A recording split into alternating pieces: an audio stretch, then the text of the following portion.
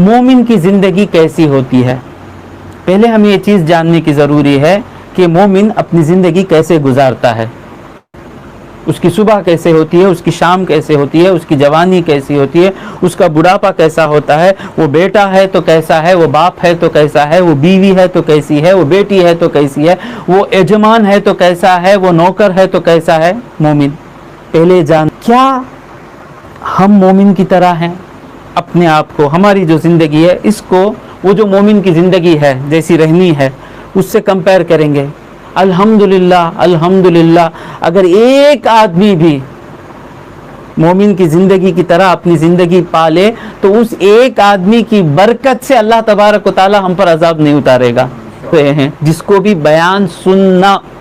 اتوار کے دن بیان ایک چیز ہے جس کو سننا ضروری ہے، جو بھی یہ سوچ رکھتا ہے وہ طالب مولا ہے، وہ طالب حق ہے، وہ خبر کے عذاب سے ڈرتا ہے، اس کا طلب جنت ہے، اس کو حضور کی رضا چاہیے جو بھی بیان سن رہا ہے۔ حالانکہ اس انٹرنیٹ میں گانے ہیں، سینما ہے، کھیل کود ہے، مٹی ہے، فیس بک ہے، واٹس ایپ ہے، یہ سب چھوڑ کر جو بیان سن رہا ہے وہ طالب مولا ہے۔ الحمدللہ ہماری زندگی اور کافر کی زندگی برابر ہے، اس کی صبح شروع ہوتی ہے فجر کے بغیر، ہماری بھی صبح شروع ہوتی ہے فجر کے بغیر، اسے بھی ظہر عصر کی فکر نہیں، ہمیں بھی ظہر عصر کی فکر نہیں، وہ بھی عشاء پڑھے بغیر سو جاتا ہے، ہم بھی عشاء پڑھے بغیر سو جاتے ہیں، وہ بھی حرام سود لیتا ہے، سود دیتا ہے، رشوت کھاتا ہے، رشوت کھلاتا ہے، دھوکہ دیتا ہے، لوگوں کو ظلم کرتا ہے، لوگوں کی پراپرٹی جھڑپتا ہے، مسلمان بھی اسی طرح گزار رہا ہے، تو مطلب کیا خطرے میں ہیں۔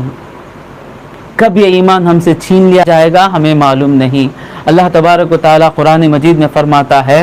ام حسب الذین اجترحوا السیئات، یعنی مشرکین مکہ حضور اکرم صلی اللہ علیہ وسلم سے، صحابہ سے کہتے ہیں کہ وہ تو انجوائے کر رہے ہیں زندگی، صحابہ دین پیش کر رہے ہیں، صحابہ دشمنیوں کو جھیل رہے ہیں، صحابہ سے لوگ دشمن ہو گئے ہیں، جو کافر ہے وہ خوش ہے۔ تو کافروں نے حضور صلی اللہ علیہ وسلم سے یعنی صحابہ سے کہا کہ دیکھو دنیا میں ہم تمہارے سے اچھی حالت میں ہیں، اچھی حالت میں ہے نا کافر، ہم اچھی حالت میں، کافر اچھی حالت میں، کافر اچھی حالت میں رہے گا، جس کو دنیا اچھی حالت سمجھتی ہے، ورنہ مسلمان کی ہر حالت اچھی حالت۔ دھوکہ نہ کھائے، میں جب بولوں اچھی حالت تو اس کا مطلب یہ نہیں کہ جس دنیا اچھی حالت سمجھتی ہے، اللہ کے فضل سے ہم کو وہ اچھی حالت دکھتی نہیں۔ ہم کو جس کی صبح فجر سے ہو اور جس کی شام عشاء پر ہو،